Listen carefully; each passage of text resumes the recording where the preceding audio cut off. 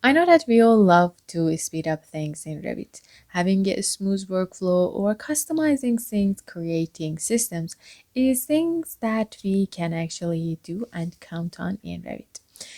One thing that we can do for this purpose is to create templates. But we have two different types of templates. One is creating a general template for different disciplines, for structure, for architecture, as a workflow, as things that we can set everything, the project browser, the options, the families inside a file and start from there. And another template is to use this view template in here, is creating a template for the floors, for the elevations, for 3D view, maybe even for legends and smaller things, is this view template, and we are going to learn how we can create it for different parts for inside the main template.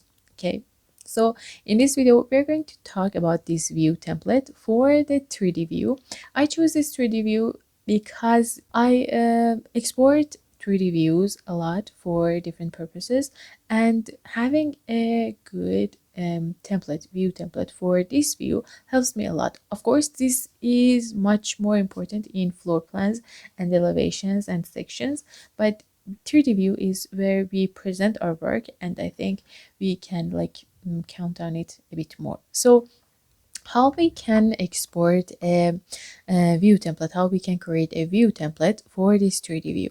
This is how I export my images in here, and you can have very different approaches to this one. But for me, now that we have this modeling done for the structure, if I want to have an export of this, uh, there are two ways in here. You can either create and change everything on this 3D view. For example, you can change the color of these floors, you can change the levels, their templates, the opacity of the floors or the things, and then turn it into a template. Or you can go to this view template directly from here and create it in this part. So I'm going to go with the second approach because I can explain it better this way. From this side of Revit, we have talked and worked on the other way. We usually create and worked on the appearance and then export it. I have multiple videos that you can check and watch in the card section. But this time, for creating a view template for a 3D view, we are going to go to the view template first, and in here we need to choose the discipline. In this part we have architecture, structure, mechanical, electrical, plumbing, coordination. I'm going to go with all because this is a general view template for the 3D view. Actually, if we go to a structure, we won't have any option in here to create it based on that. I also need to have a base for the template that I want to create. Then for the view type filter, you can choose a ceiling plan, floor, structure, area plans, and elevation, section, detail views. There are four options in here. I will go with the 3D view and walk through, and then in this part I will choose this architecture presentation, so it gives me a bit more view properties that I can choose and change them. Now, before I work on this part, I prefer to create a duplicate for myself so I can control it better. I prefer to not change this main view properties in here. So let's go with 3D view. Now, if you look at these view properties options in here, you will see that we already have these in the properties, in this little bar in here, in the visibility and graphic options. And we are going to just change all of them in here at once, and we can use this template always in the main template that we have created for any discipline or any project that we have. So now, first option is this view scale. It's exactly this option. And for the 3D views, I usually prefer to put this on 1/50. If you go with the smaller scales, you will have a bit more quality in the final image if you want to just export it. So if this is your goal, you can go with that. But for the normal view scale, I usually go with 1 by 50. Then I set the override model. In this part, it's the visibility and graphic override for 3D view. So in the model graphic, we can change the color and the transparency of different parts. For example, for the floors that are purple in here, I want to go with the little bit more transparency so we can see other parts of the model 2. And then for the color, now that we are in the projection, we can go to override and we can assign pattern and background foreground colors to this too. So I will not use any pattern. I'm going to put this on solid fill, and for the color, let's go with this same color. I will choose the base from here, but I'm going to go with something like this. Click on OK, and that's all. I'm going to click on OK again. Then if you have any, for example, walls, I have walls in here, but they are transparent, and that's because I wanted to see the inside of the project. So in here we can put the transparency of these walls on maybe 20, or let's go with 40 to see everything much better. And for the color, we can go to override, and for the pattern, solid fill is good. For the color, I would like to go with something gray like this, and click on OK, and then OK again. Also, if you want to like highlight some parts and you don't want to see any pattern, you can put the transparency on something higher than this, and then add some graphics to the line and the line types. Okay, if it is in the like model category, you can do this too. For now, I don't think I want to change this for the walls, but for the structural columns, for the structural options, for example, these columns that I have in here, I want to like use this line option. So for the structural columns, I'm going to go to override option, and for the pattern, we can go with solid. I think structural wise, it's not okay to change these this way, but since this is a graphical option that I am playing with, I'm going to go with maybe something like this, a bit more interesting. And for the color, let's choose something strong, maybe something like this.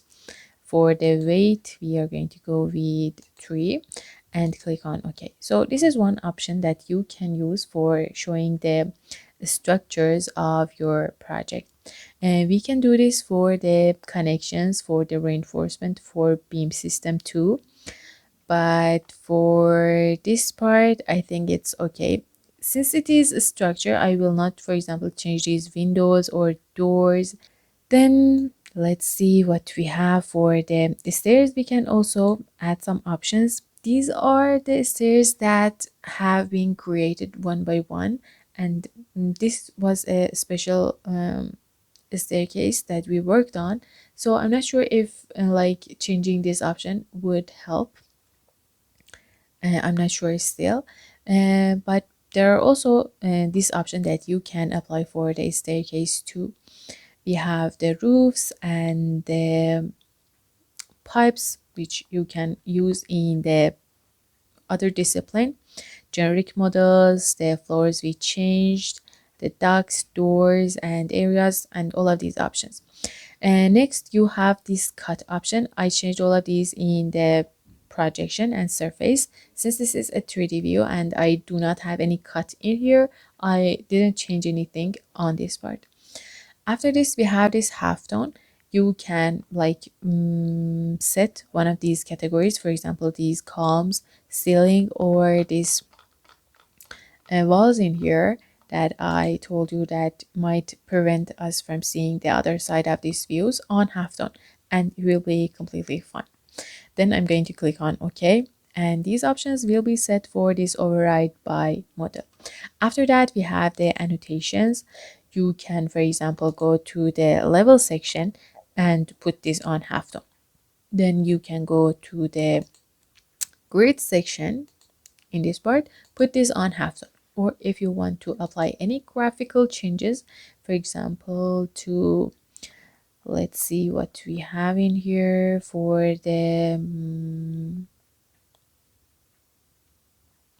roof tags, room tags, sections are off because we control sections from somewhere else. Stair pass, stair tags, you can go to override, and exactly like we changed the graphic of a line, you can change a pattern, color, and weight for this part too. I'm going to cancel it.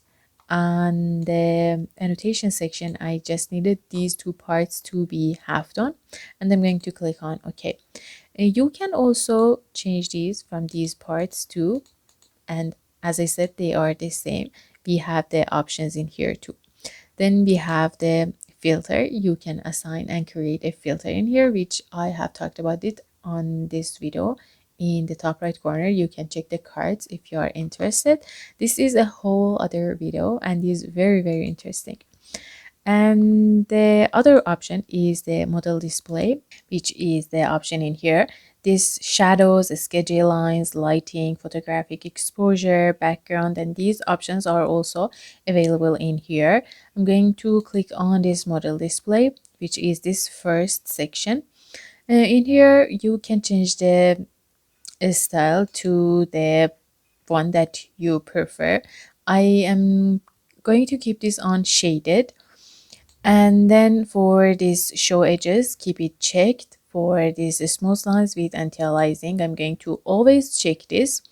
Then transparency, keep it on 0. And for this silhouette, which is affecting on the lines apparently, I will not change it. Then I'm going to click on OK. And for this shadow, we need to check this section. I'm going to click on OK. For this shadow from this part, I prefer to keep this ambient shadow checked for my template, and if I want to like have a sun shadow sunlight, I'm going to use it directly from here. Then we are going to click on OK. For the sketchy lines, I will not change it. Maybe we can check it and add a little extensions, but no jitter at this point. Click on OK. For the lightings, I will not change anything. We need to like check it after the lighting and sun shadows. Cancel. Then the other options, the exposure, which is, again, I'm not going to change it. And then for the background, since we are in the 3D view, this part is also something that I do not change. We always need this white background. If you need to change it to something that is always there, we can use it for the elevations specifically and for sections. Sometimes setting it on a sky or setting it on an image would give us a much better result. But since we are in 3D view, I'm going to keep it on none. Okay. Next, there's this phase filter, which I also have talked about it in another video. I'm not going to change it for the 3D views. And then we have the discipline, which is set on architecture. I prefer to have it on a structure. And then for this show hidden lines, I will not change anything. And then for the rendering setting, again, I am not going to change it because this is the rendering option for the Revit itself, and we never use this option. It's actually very bad. And at the end, another thing that you need to know about this view template is this include option in here, which gives you the option to include these options, these tools, to the 3D view without changing the template on that view. Okay, if you, for example, uncheck one of these options, And this setting that we had in the override import won't apply on this view just, okay? So this is a very good option to have the setting in their place and then unchecking it and using it on the view. Now I'm going to click on OK to see what we have. So I think we can change some options. For example, this we can see the um, behind of these floors, which is very good, but the color on this floor need to be changed. Maybe the lines that we set in here, let me turn this on. Maybe these sections need to be changed to the weight of the colors in here, but I really like the way we can see these lines. Then we can change the color of these parts too, separately for foundation and for the structural element. And the other thing is these parts, these levels that are on halftone. The next thing in here is these options, which is set. And as you can see in here, the view template is set on 3D view. If we switch it to this option or any other option, the setting related to that, as you can see in here, will be changed. And this is a very good way to controlling and managing your time and your Revit for your project. So I really hope you enjoyed watching this tutorial. If you have any further question, just leave them in the comment section below and I will see you next time.